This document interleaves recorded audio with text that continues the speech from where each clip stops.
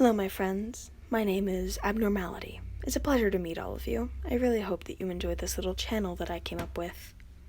On this channel, we will be, we will be telling scary stories, and I may take a few that you submit to me. So, I hope that all of you have some fun, and in the meantime, enjoy some scary stories.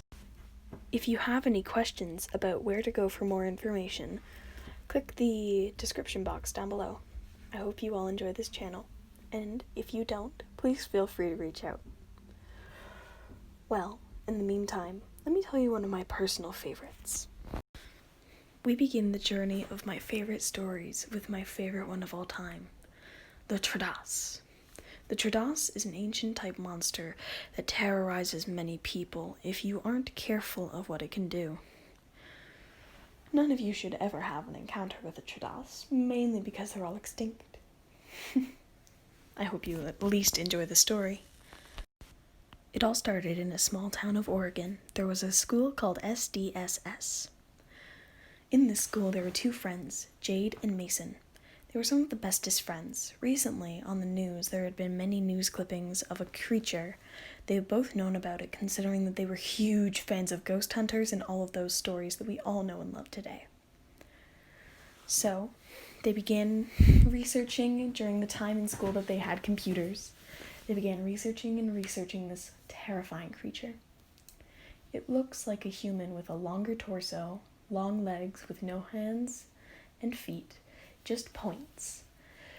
A smile that cracks up to the back of its forehead and black smoked out eyes.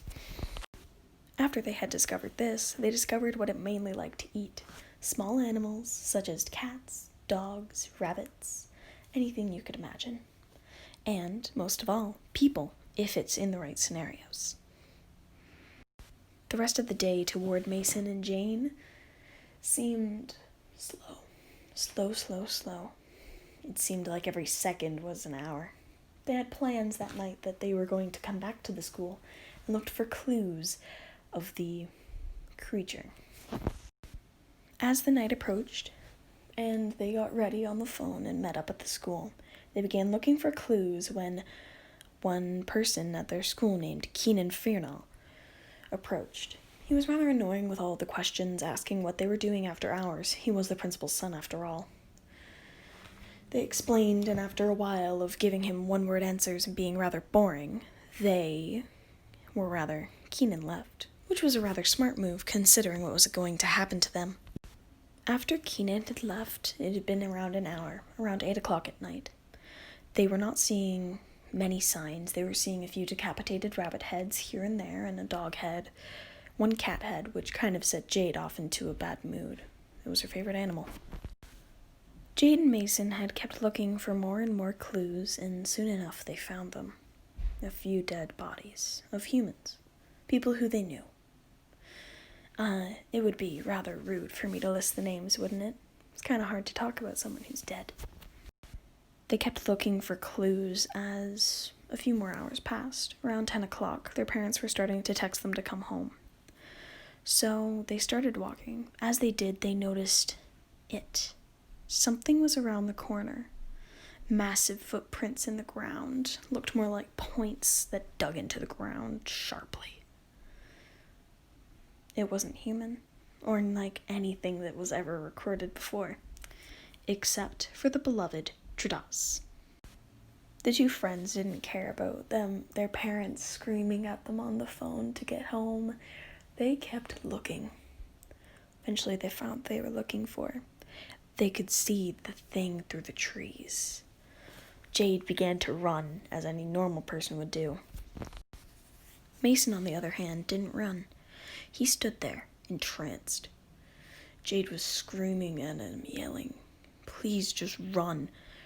At one point, she was about to run back and get him, but too dangerous. She ran all the way home, as her friend Mason was pinned to the ground by the creature's back legs and his chest and neck torn open by its front. The worst part about the whole excursion was that Jane would have been able to hear him yelling. He wasn't yelling, he was laughing. Laughing and laughing, joyous to the world. Jade ran home, promising herself that she would never tell anyone of what she saw today. But the story still stands. Don't mess with things that you don't understand. Thank you for watching, my friends. I really hope that you enjoyed this first story, one of my favorites for all the fun that it brings. A huge thanks to the inspiration behind this story, the rabbit head that I found at my school one day. Another huge thanks to my friends who allowed me to use their names in this story. Keenan Infernal, Mason Littell, and finally, Jade was just a name that I came up with on my own. Have a good night, my friends. Try to sleep.